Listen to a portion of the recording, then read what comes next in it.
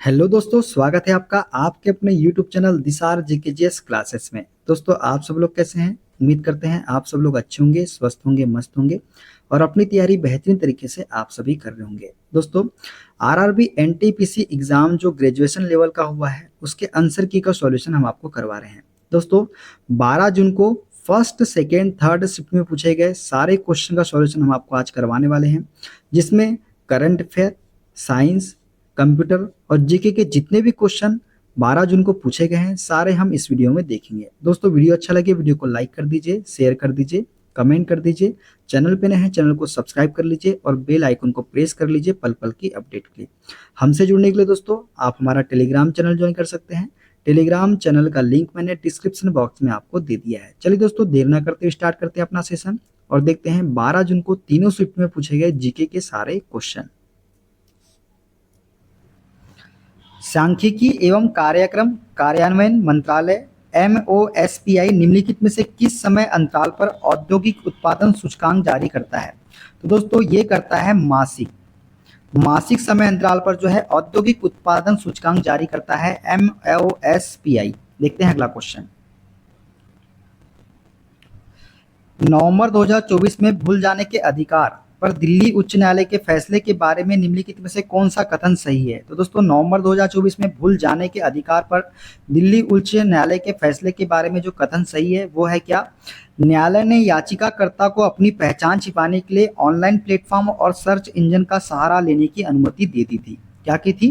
न्यायालय ने याचिकाकर्ता को अपनी पहचान छिपाने के लिए ऑनलाइन प्लेटफॉर्म और सर्च इंजन का सहारा लेने की अनुमति दी थी। देखते हैं अगला क्वेश्चन।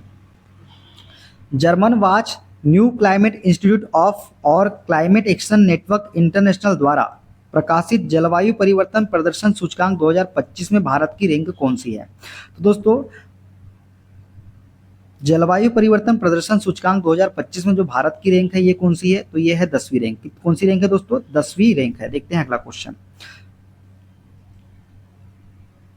ये बता दिया दोस्तों, 10वीं रैंक है आपको। देखते हैं अगला क्वेश्चन। प्रति व्यक्ति आय आर्थिक विकास का एक संकेतक है। 1991 के आर्थिक सुधारों के बाद भारत की प्रति व्यक्ति आय में क्या परिवर्तन आया? तो दोस्तों, 1991 के आर्थिक सुधारों के बाद भारत की प्रति व्यक्ति आय में काफी वृद्धि हुई। क्या हुई? काफी वृद्धि हुई। देखते हैं अगला क्वेश्चन। नवंबर 2024 में भारतीय विदेश मंत्री ने निम्नलिखित में से किस ऑस्ट्रेलियाई शहर में भारत के चौथे वाणिज्य दूतावास का उद्घाटन किया? तो दोस्तों, ये उद्घाटन कहाँ किया? ब्रिस्बेन में। कहाँ किया? ब्रिस्बेन में। निम्नलिखित में से कौन सा शहर भारत के वर्षा छाया प्रदेश में स्थित है? तो दोस्तों, वर्षा छाया प्रदेश में स्थित जो शहर है वो है हमारा कौन सा? पुणे शहर। देखते हैं अगला क्वेश्चन। महात्मा गांधी की ओर से 1932 के पूना समझौते पर किसने हस्ताक्षर किए थे, क्योंकि उस समय वे जेल में थे? तो दोस्तों, महात्मा गांधी की ओर से 1932 के पूना समझौते पर हस्ताक्षर जो किए थे पंडित मदन मोहन मालवीय ने, क्योंकि उस समय वे क्या में थे? कहाँ थे? जेल में थे। देखते हैं अगला क्वेश्चन।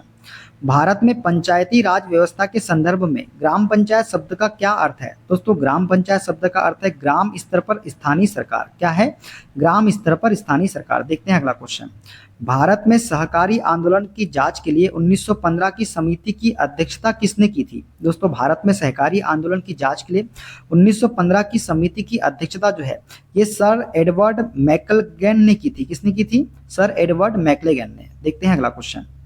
भारत का कौन सा शहर कचरा मुक्त परिवेश बनाने के उद्देश्य से सितंबर 2025 तक भारत का पहला एकीकृत अपशिष्ट प्रबंधन शहर सह शिक्षण केंद्र स्थापित करने के लिए तैयार है? तो दोस्तों, ये शहर है कौन सा? गोरखपुर। गोरखपुर इसका राइट आंसर है। देखते हैं अगला क्वेश्चन। किस वर्ष सरकार ने आत्मनिर्भर भारत के लिए नई सार्वजनिक क्षेत्र उद्यम नीति को अधिसूचित किया, जो रणनीतिक विनिवेश पर समग्र मार्गदर्शन प्रदान करती है और अर्थव्यवस्था के सभी क्षेत्रों में PSE में सरकार की उपस्थिति को कम करने का इरादा रखती है? तो दोस्तों, 2021 में ये किया गया था। क्या किया गया था? 2021 में। देखते हैं अगला क्वेश्चन। MS एक्सेल इंटरफेस का इस्तेमाल निम्नलिखित में से कौन सा एलिमेंट वर्तमान में सक्रिय सेल या सेल की सिलेक्ट की रेंज का नाम डिस्प्ले करता है? तो ये करता है दोस्तों name box. Name box select की गई रेंज का नाम डिस्प्ले करता है। देखते हैं अगला क्वेश्चन। भारत का कौन सा राज्य दक्षिण पश्चिम और पूर्वोत्तर मानसून दोनों से वर्षा प्राप्त करता है? तो ये है दोस्तों तमिलनाडु राज्य। कौन सा राज्य? तमिलनाडु राज्य। देखते हैं अगला क्वेश्चन। जब आप MS पावर पॉइंट 2019 में F5 प्रेस करते हैं तो क्या होता है? तो दोस्तों जब आप MS पावर पॉइंट 2019 में F5 प्रेस करते हैं तो स्लाइड शो की शुरुआत से स्टार्ट होता है। स्लाइड शो क्या होता है? शुरुआत से स्टार्ट होता है। अरुणाचल प्रदेश में हिमालय पर्वतमाला किस प्रकार स्थित है? तो दोस्तों दक्षिण पश्चिम से उत्तर पश्चिम तक स्थित है अरुणाचल प्रदेश में हिमालय पर्वतमाला। देखते हैं अगला क्वेश्चन। हड़प्पा वासी मुख्यतः किस प्रकार के औजारों का उपयोग करते थे? दोस्तों कांस्य के औजारों का उपयोग करते थे हड़प्पा वासी मुख्यतः। देखते हैं अगला क्वेश्चन। 2024 में ग्लोबल हंगर इंडेक्स स्कोर के अनुसार भारत की श्रेणी क्या थी जो किसी देश में भूख की गंभीरता को दर्शाती है? तो गंभीर थी दोस्तों। क्या थी? गंभीर स्थिति थी भारत की। देखते हैं अगला क्वेश्चन। निम्नलिखित में से किससे 1857 के विद्रोह का महत्वपूर्ण कारण नहीं माना जाता? तो दोस्तों सती प्रथा, कन्या भ्रूण हत्या और विधवा विवाह को बढ़ावा देने वाली ब्रिटिश नीतियों को जो है 1857 के विद्रोह का महत्वपूर्ण कारण नहीं माना जाता है। दक्षिण भारत की सबसे ऊंची चोटी अनाईमुड़ी किन 3 पहाड़ी श्रृंखलाओं के संगम पर स्थित है? तो दोस्तों अनाईमुड़ी जो है ये अनामलाई पर्वत श्रृंखला, इलायची पहाड़ियां और पलानी पहाड़ियां, इन 3 पहाड़ी श्रृंखलाओं के संगम पर स्थित है सबसे ऊंची भारत की अनाईमुड़ी। देखते हैं अगला क्वेश्चन। मेंडलीव की सारणी में आयोडीन को किस वर्ग में रखा गया था? दोस्तों मेंडलीव की सारणी में आयोडीन को जो है वर्ग 7 में रखा गया था। किस में रखा गया था? 7 में रखा गया था। देखते हैं अगला क्वेश्चन। मार्च 2025 में विश्व सतत विकास शिखर सम्मेलन कहाँ आयोजित किया गया? तो दोस्तों मार्च 2025 में विश्व सतत विकास शिखर सम्मेलन जो है ये नई दिल्ली भारत में आयोजित किया गया था। देखते हैं अगला क्वेश्चन। भारतीय संविधान का कौन सा अनुच्छेद राज्य को कुओं, तालाबों और सार्वजनिक मनोरंजन के स्थानों के उपयोग करने के प्रति भेदभाव करने से रोकता है? तो दोस्तों अनुच्छेद 15 जो है ये राज्य को कुओं, तालाबों और सार्वजनिक मनोरंजन के स्थानों के उपयोग करने के प्रति भेदभाव को करने से रोकता है। अनुच्छेद 15। उस संगठन का नाम क्या है जिसने 2025 में भारत के पहले क्वांटम की डिस्ट्रीब्यूशन ट्रांसमिशन का परीक्षण करने के लिए स्टारलाइट टेक्नोलॉजी लिमिटेड STL के साथ सहयोग किया? तो दोस्तों ये किया centre for development of telematics C.DOT ने ये किया था दोस्तों सहयोग। देखते हैं अगला क्वेश्चन।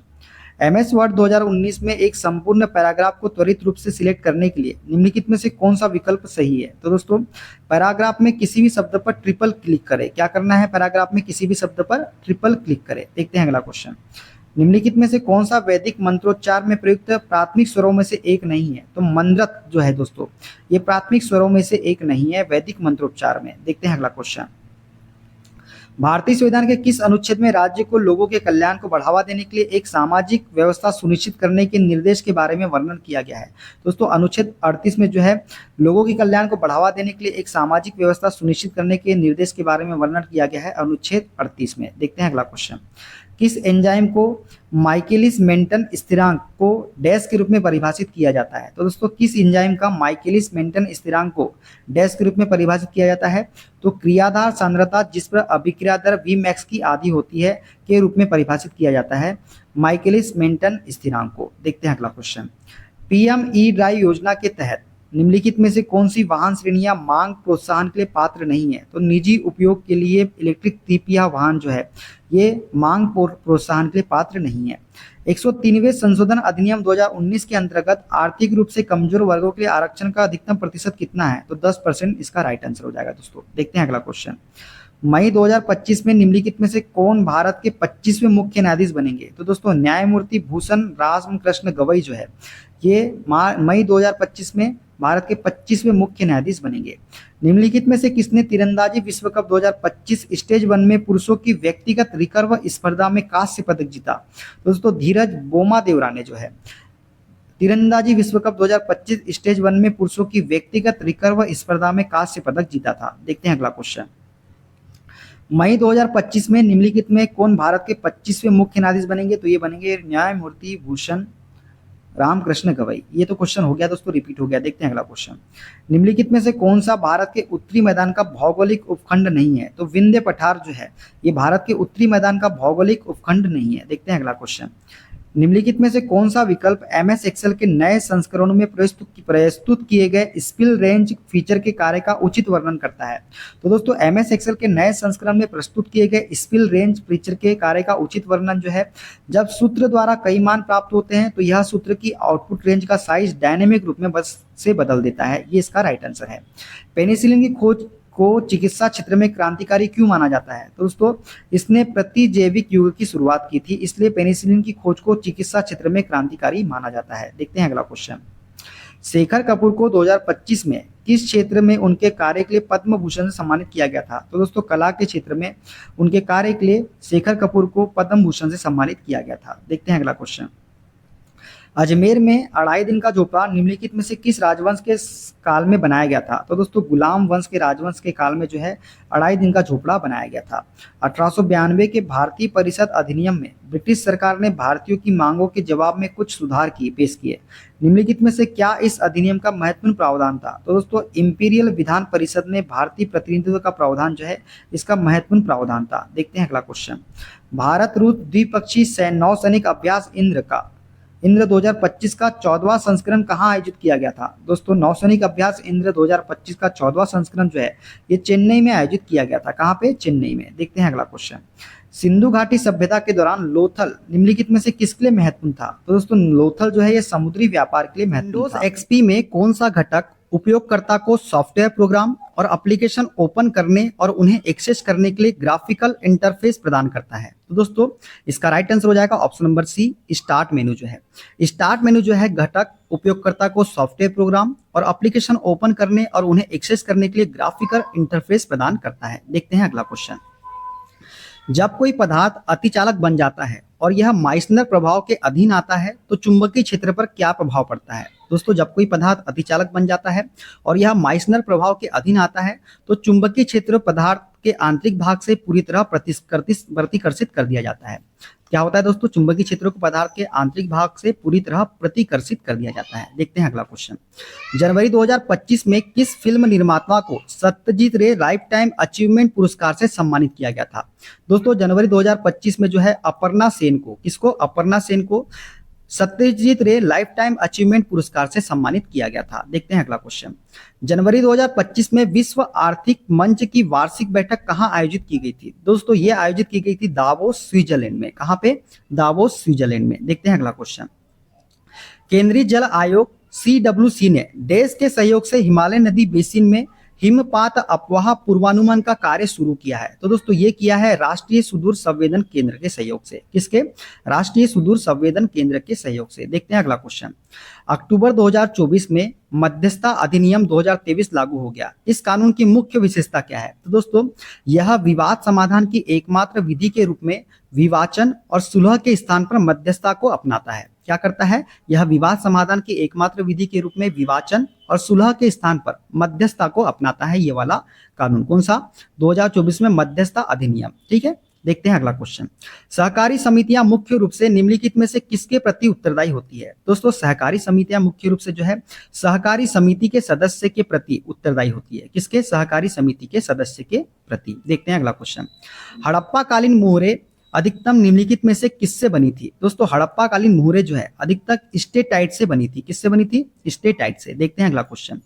विंडोज के किस संस्करण में स्टार्ट मेनू की शुरुआत हुई? दोस्तों विंडोज 95 के मेनू में विंडोज 95 संस्करण में जो है स्टार्ट मेनू की शुरुआत हुई थी। कौन सा जीवाणु जनित रोग विशेष रूप से सीरम संबंधी विधि द्वारा संपुष्ट किया जाता है? तो दोस्तों टाइफाइड जीवाणु जनित रोग जो है विशेष रूप से सीरम संबंधी विधि द्वारा संपुष्ट किया जाता है। देखते हैं अगला क्वेश्चन। प्रसिद्ध त्रिमूर्ति मूर्ति निम्नलिखित में से किस गुफा में मौजूद है? दोस्तों प्रसिद्ध त्रिमूर्ति मूर्ति जो है ये एलिफेंटा गुफा में मौजूद है। कहां पे? एलिफेंटा गुफा में। देखते हैं अगला क्वेश्चन। कंप्यूटर सिस्टम में किसी डॉक्यूमेंट पर कार्य करते समय जब आप Ctrl+S प्रेस करते हैं तो क्या होता है? तो दोस्तों वर्तमान डॉक्यूमेंट को सेव करता है। क्या करता है? वर्तमान डॉक्यूमेंट को सेव करता है Ctrl+S। देखते हैं अगला क्वेश्चन। एक ईश्वर एक जाति का नारा किस समाज सुधारक ने दिया था? दोस्तों ये जो क्वेश्चन है इसका आंसर यहाँ पे गलत दिया गया है। एक ईश्वर एक जाति का नारा जो है ये नारायण गुरु के द्वारा दिया गया था। किसके द्वारा? नारायण गुरु के द्वारा, ना कि ज्योतिबा फुले के द्वारा। तो इसमें आपको ऑब्जेक्शन लगाना था, आपने ऑब्जेक्शन लगाया होगा। नारायण गुरु इसका राइट आंसर है। देखते हैं अगला क्वेश्चन। यूनिसेफ द्वारा 15 से 17 नवंबर तक 2024 क्षेत्रीय विश्व बाल दिवस कहां मनाया गया? तो दोस्तों ये मनाया गया विक्टोरिया फॉल्स जिम्बाब्वे में। कहां मनाया गया? विक्टोरिया फॉल्स जिम्बाब्वे में। देखते हैं अगला question. Periplus of the Erythraean Sea निम्नलिखित में से कब लिखा गया था? दोस्तों Periplus of the Erythraean Sea जो है ये पहली शताब्दी में लिखा गया था। कौन सी शताब्दी में? पहली शताब्दी में। देखते हैं अगला क्वेश्चन। मार्च 2025 में 2028 पैरालंपिक की तैयारियों को बढ़ावा देने के लिए किस क्षेत्र को दुनिया के पहले उच्च ऊंचाई वाले पैरा स्पोर्ट्स सेंटर के रूप में घोषित किया गया था? दोस्तों मार्च 2025 में 2028 पैरालंपिक की तैयारी को बढ़ावा देने के लिए लेह लद्दाख क्षेत्र को दुनिया के किसको? लेह लद्दाख क्षेत्र को जो है दुनिया के पहले उच्च ऊंचाई वाले पैरा स्पोर्ट्स सेंटर के रूप में घोषित किया गया था। देखते हैं अगला क्वेश्चन। पाक जल डमरू मध्य भारत को निम्नलिखित में से किस देश से अलग करता है? दोस्तों पाक जल डमरू मध्य जो है ये भारत को श्रीलंका से अलग करता है। किससे? भारत को श्रीलंका से। भारतीय संविधान का कौन सा अनुच्छेद 14 वर्ष से कम आयु के किसी भी बच्चे को कारखाने, खदान या जोखिम भरे व्यवसाय में नियोजित किए जाने से रोकता है? तो दोस्तों अनुच्छेद 24 जो है ये 14 वर्ष से कम आयु के किसी भी बच्चे को कारखाने, खदान या जोखिम भरे व्यवसाय में नियोजित किए जाने से रोकता है। देखते हैं अगला क्वेश्चन। मौद्रिक नीति समिति 2025 ने तरलता समायोजन सुविधा के तहत नीति रेपो दर को तत्काल प्रभाव से 25 आधार अंक काटकर कर दिया है। तो दोस्तों 25 आधार अंक काटकर कर दिया है, तो इसका राइट आंसर क्या हो जाएगा दोस्तों? इसमें भी दोस्तों 6% दिया है, ये जो कि गलत आंसर है। इसका राइट आंसर होगा जब 25 आधार अंक काटा था दोस्तों 6.25% हो गई थी। कितनी हो गई थी? 6.25%। दोस्तों जनवरी 2025 में रेपो रेट कितनी थी? 6.50% थी। कितनी थी? 6.50% थी। फरवरी में 25%, क्या 25% आधार अंक काटकर इसे कितना किया गया? 6.25% किया गया। कितना गया? 6.25%। लेकिन दोस्तों जून 2025 में फिर 25% काटकर दोस्तों कितना किया गया इसको? नहीं सॉरी दोस्तों, माफी चाहेंगे हम आपसे, हम आपको बता रहे हैं। दोस्तों जनवरी में रेपो रेट थी वो 6.50 थी। फरवरी में 50 आधार अंक काटकर इसे कितना किया गया? 6% किया गया दोस्तों। कितना किया गया? 6% किया गया। उसके बाद दोस्तों जून में फिर 25% काटकर कितना किया गया? 5.50 किया गया दोस्तों। 5.50 किया गया। जनवरी में कितनी थी? 6.50 थी। फरवरी में कितनी थी? 6, मतलब 50% आधार अंक काटकर 6% किया गया दोस्तों। जून 2025 में 25 आधार अंक काटकर इससे 5.50% किया गया दोस्तों। तो दोस्तों राइट आंसर तो कितना होना चाहिए? 5.50%। कौन सा? 5.50%। लेकिन इसमें 6.25% लोग बच्चों का कहना है यहाँ 25 आधार अंक काटकर बोला गया है दोस्तों, तो उसके आधार पर तो 5.50% होना चाहिए। लेकिन इसका आंसर आप देख लीजिएगा कौन सा होता है। आप कौन सा मानते हैं? इसमें रेलवे ने 6% माना है दोस्तों, जो कि 50% आधार अंक काटकर 6% होता है दोस्तों, जो कि यहाँ पे 25 आधार अंक काटकर दोस्तों कितना हुआ था? 5.50% हुआ था। तो इसका राइट आंसर 5.50% होगा हमारे अकॉर्डिंग। आप इसका कमेंट बॉक्स में आंसर बताइएगा क्या होगा। देखते हैं अगला क्वेश्चन। आर्थिक सर्वेक्षण 2023-24 के अनुसार 2030 तक भारत की कितनी प्रतिशत आबादी के नगरीय क्षेत्रों में रहने की संभावना है? तो दोस्तों 40% इसका राइट आंसर हो जाएगा। कितना परसेंट? 40%। देखते हैं अगला क्वेश्चन। निम्नलिखित में से कौन सा बंदरगाह पश्चिमी तटीय मैदान में स्थित है? तो दोस्तों मंगलोर बंदरगाह जो है ये पश्चिमी तटीय मैदान में स्थित है। कौन सा? मंगलोर बंदरगाह। देखते हैं अगला क्वेश्चन। सेल्सियस पैमाने पर जल के त्रिक बिंदु का तापमान कितना होता है? तो दोस्तों ये होता है 0.01 डिग्री सेल्सियस। कितना होता है? 0.01 डिग्री सेल्सियस। देखते हैं अगला क्वेश्चन। मार्च 2025 में भारत ने किस घटना की प्रतिक्रिया में ऑपरेशन ब्रह्मा शुरू किया था? दोस्तों म्यांमार में विनाशी भूकंप के कारण जो है, इस घटना के कारण भारत ने ऑपरेशन ब्रह्मा शुरू किया था ऑपरेशन। देखते हैं अगला question. MS power point templates को सेव करने के लिए किस फाइल फॉर्मेट का उपयोग किया जाता है? तो दोस्तों .potx का उपयोग किया जाता है MS पावर पॉइंट टेम्पलेट्स को सेव करने के लिए। ठीक है, देखते हैं अगला क्वेश्चन। ब्रिटिश शासन के तहत भारत के लिए अंतिम अपील न्यायालय कौन सा था? दोस्तों ब्रिटिश शासन के तहत भारत के लिए अंतिम अपील न्यायालय था लंदन में प्रिवी काउंसिल। कौन सा? लंदन में प्रिवी काउंसिल। देखते हैं अगला क्वेश्चन। निम्नलिखित में से कौन सा आयाम लैंगिक असमानता सूचकांक द्वारा मापा नहीं जाता है? तो दोस्तों स्वच्छ पेयजल तक अभिगम्यता को जो है लैंगिक असमानता सूचकांक द्वारा मापा नहीं जाता है।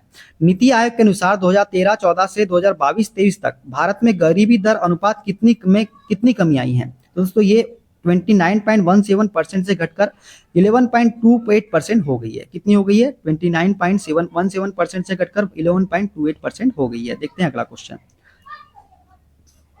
भारत सरकार का कौन सा कार्यक्रम लाभार्थियों की पहचान के लिए सामाजिक, आर्थिक और जाति जनगणना का डेटा का उपयोग करता है? तो दोस्तों ये करता है प्रधानमंत्री आवास योजना ग्रामीण। ठीक है, देखते हैं अगला क्वेश्चन।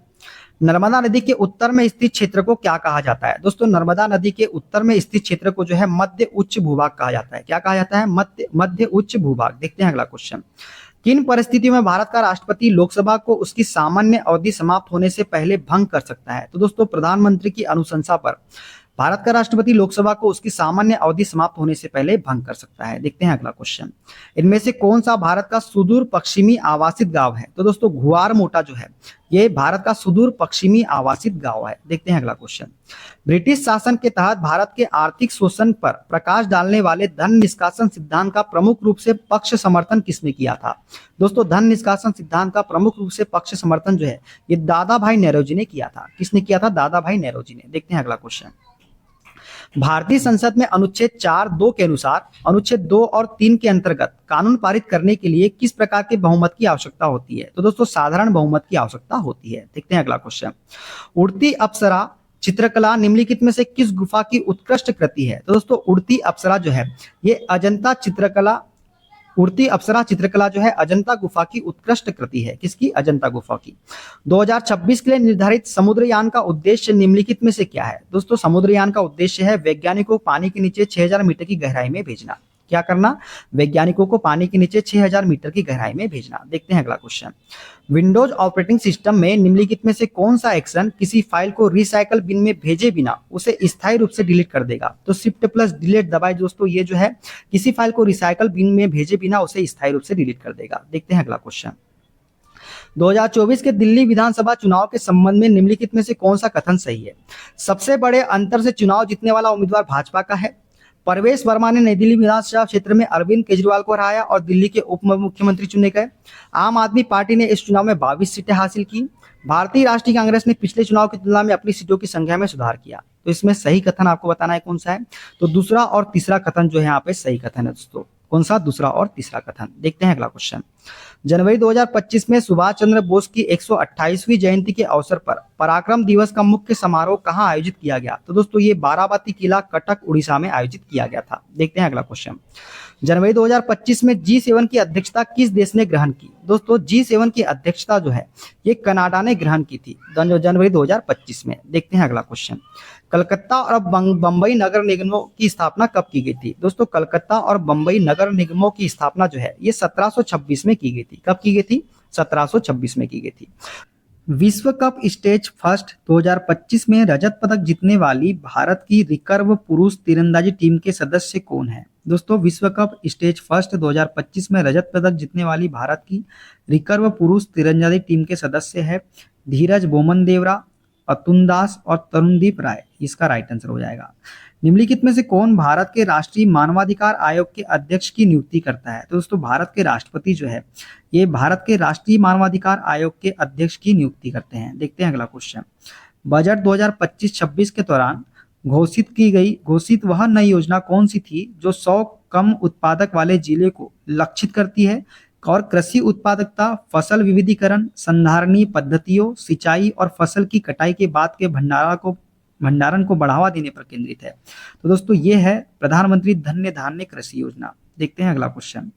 मार्च 2025 में भारतीय प्रधानमंत्री नरेंद्र मोदी किस देश के राष्ट्रीय दिवस समारोह में मुख्य अतिथि के रूप में शामिल होंगे? तो ये होंगे मॉरिशस के। किसके? मॉरिशस के। देखते हैं अगला क्वेश्चन। जनवरी 2025 में राष्ट्रीय मतदाता दिवस पर मतदान को बढ़ावा देने के लिए किस थीम का उपयोग किया गया? तो ये किया गया वोटिंग जैसा कुछ नहीं, वोट जरूर डालेंगे हम। देखते हैं अगला क्वेश्चन। मार्च 2025 में किस बैंक ने ग्लोबल वुमन NRE और NRO बचत खाता शुरू किया है? तो ये किया है बैंक ऑफ बड़ौदा ने। किसने? बैंक ऑफ बड़ौदा ने। निम्नलिखित में से कौन सा शहर 2025 में COP30 जलवायु शिखर सम्मेलन की मेजबानी करेगा? तो ये करेगा बेलेम, ब्राजील जो है ये COP30 जलवायु शिखर सम्मेलन की मेजबानी करेगा। देखते हैं अगला क्वेश्चन। निम्नलिखित में से कौन संबलपुर के 1857 के विद्रोह का लीडर था? तो वीर सुरेंद्र शाही जो है ये संबलपुर के 1857 के विद्रोह का लीडर था। देखते हैं अगला क्वेश्चन।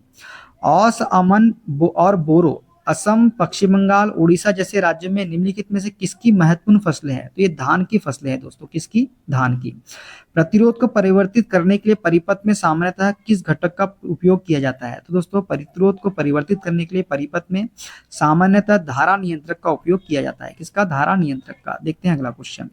पुस्तक पर्वत शिरोमणि भगत सिंह कोश्यारी किसके द्वारा लिखी गई है? तो दोस्तों पर्वत शिरोमणि भगत सिंह कोश्यारी जो है मदन मोहन सती के द्वारा लिखी गई है। किसके द्वारा? मदन मोहन सती के द्वारा। देखते हैं अगला क्वेश्चन। भारत में किस चरण और वर्ष के दौरान स्थिर जनसंख्या वृद्धि दर अवलोकित की गई? तो दोस्तों चरण 2 1921 से 1951 के दौरान जो है स्थिर जनसंख्या वृद्धि दर अवलोकित की गई थी। देखते हैं अगला क्वेश्चन।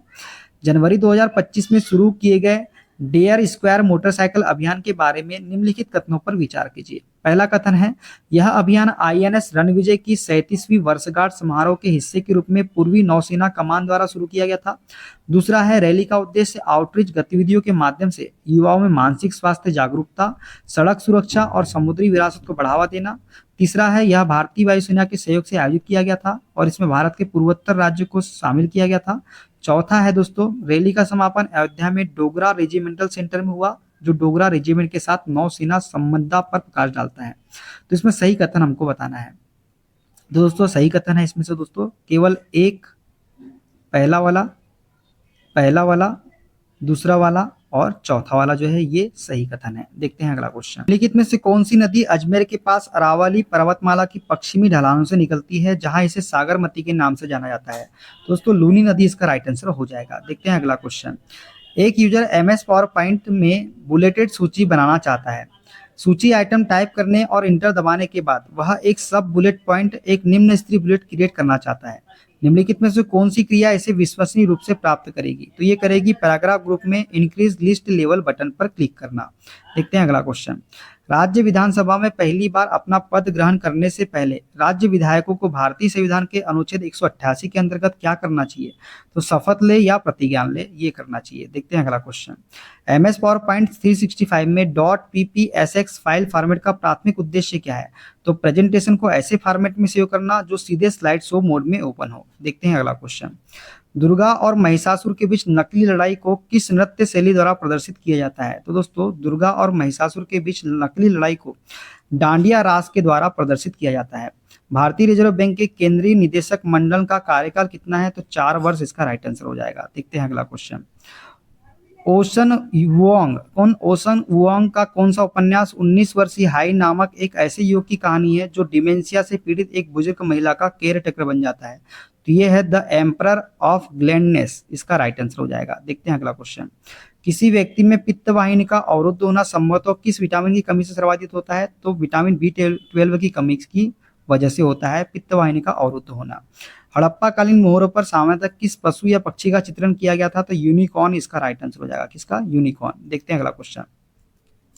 भारत में लाभांश वितरण डीडीटी के संबंध में निम्नलिखित में से कौन सा कथन सही है? पहला, डीडीटी एक कंपनी के शेयरधारकों को दिए जाने वाला लाभांश पर लगाया जाने वाला कर था। दूसरा है, बजट 2025-26 में कंपनियों द्वारा निवेशकों को दिए जाने वाले डीडीटी को हटाने का प्रस्ताव किया गया है। तीसरा है, डीडीटी लाभांश पर दोहरे कराधान से बचने और भारतीय इक्विटी बाजार को अधिक आकर्षक बनाने के लिए डीडीटी को हटा दिया गया। तो इसका सही कथन हो जाएगा कथन 1 और 3। कौन सा? कथन और 1 और 3 सही कथन है। देखते हैं अगला क्वेश्चन। भारत की आकस्मिक निधि के संबंध में भारत के राष्ट्रपति के पास क्या शक्ति है? तो दोस्तों राष्ट्रपति अप्रत्याशित व्यय के लिए अग्रिम धनराशि देनी होती इस निधि को नियंत्रित करते हैं। किस अधिनियम ने महारानी को उच्च न्यायालयों की स्थापना के लिए लेटर्स पेटेंट जारी करने का अधिकार दिया? तो दोस्तों भारतीय उच्च न्यायालय अधिनियम 1861 ने जो है महारानी को उच्च न्यायालयों की स्थापना के लिए लेटर्स पेटेंट जारी करने का अधिकार दिया था। देखते हैं अगला क्वेश्चन। किस मौर्य शासक ने विदेशों में बौद्ध धर्म प्रचारक भेजे थे? तो अशोक ने भेजे थे बौद्ध धर्म प्रचारक विदेशों में। देखते हैं अगला क्वेश्चन। किसी स्प्रेडशीट में कॉपी किए गए कंटेंट को इंसर्ट करने के लिए एमएस वर्ड में पेस्ट स्पेशल फंक्शन का उपयोग करते समय निम्न में से कौन सा पेस्ट ऑप्शन वर्ड डॉक्यूमेंट में गणना किए गए मानों को डिस्प्ले करते हुए मूल सूत्र गणनाओं को संरक्षित करेगा? तो ये करेगा एमएस एक्सेल वर्कशीट ऑब्जेक्ट। कौन करेगा? MS Excel worksheet object. देखते हैं अगला क्वेश्चन। उपोष्ण कटिबंधीय जेट धारा निम्नलिखित में से किसके द्वारा मानसून की वापसी में महत्वपूर्ण भूमिका निभाती है? तो भूमि पर अवतरण को प्रेरित करना। किसको? भूमि पर अवतरण को प्रेरित करना। देखते हैं अगला क्वेश्चन। जनवरी से दिसंबर 2024 के दौरान आवधिक श्रम बल सर्वेक्षण के अनुसार भारत में बेरोजगारी दर कितनी थी? तो ये थी 3.2%। कितनी थी? 3.2%। देखते हैं अगला क्वेश्चन। 2025 में लॉन्च किए गए विक्रम 3201 माइक्रो प्रोसेसर को बनाने के लिए निम्नलिखित में से किस तकनीक का उपयोग किया गया था? दोस्तों 180 nm सीमोस का उपयोग किया गया था। किसका? 180 nm सीमोस का तकनीक का। देखते हैं अगला क्वेश्चन। विनिवेश से प्राप्त आय सरकार के गैर कर राजस्व में योगदान करती है। भारत में विनिवेश का प्रबंधन कौन सी संस्था करती है? तो ये करती है दीपम। कौन सी संस्था करती है? दीपम करती है। कच्छ और काठियावाड़ तट किस भारतीय राज्य में स्थित है? तो ये गुजरात राज्य में स्थित है, कच्छ और काठियावाड़ तट। देखते हैं अगला क्वेश्चन। 1602 में स्थापित निम्नलिखित में से कौन सी कंपनी वेरेनिगडे ओस्टिंडिसे कॉम्पेग्री के नाम से जानी जाती है? तो दोस्तों डच ईस्ट इंडिया कंपनी जो है ये वेरेनिगडे ओस्टिंडिसे कॉम्पेग्री कंपनी के नाम से जानी जाती है। देखते हैं अगला क्वेश्चन। MS पावरपॉइंट 2019 में जब आप टेक्स्ट बॉक्स में टाइप करते समय एंटर कुंजी दबाते हैं तो क्या होता है? तो कर्सर उसी टेक्स्ट बॉक्स में अगली पंक्ति पर चला जाता है। देखते हैं अगला क्वेश्चन। निम्नलिखित में से कौन संगम साहित्य के एट्टू टोके 8 संकलन में से एक नहीं है? तो यह है तोल्काप्पियम। कौन सी? तोल्काप्पियम जो है ये संगम साहित्य के एट्टू टोके 8 संकलन में से एक नहीं है। देखते हैं अगला क्वेश्चन।